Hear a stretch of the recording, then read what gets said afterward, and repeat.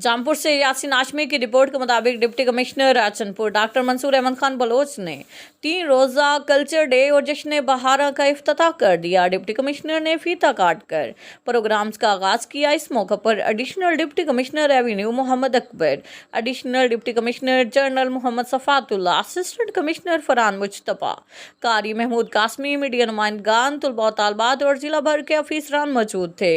Deputy commissioner ने अफीसरान के हमरा फखरे जहां पार्क में लगाए गए मुख्तलिफ महकमों की जानिब से स्टॉल्स का मुआयना किया। सोशल वेलफेयर के शोबा सनत ज़ारा की जानिब से स्टॉल लगाया गया। अलावा sea rescue 1112 fishers college, Punjab Daanish school और स्कूल एजुकेशन की जानिब से स्टॉल्स लगाए गए।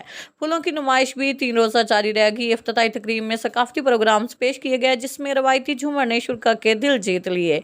इस मौके पर डिप्टी कमिश्नर ने अफीसरान के हमरा परचम कुशाई और कौमी तराना बढ़ाया गया। मौलाना कारी महमूद कासमी ने मुल्क की सलामती और तरक्की के लिए दुआ कराई।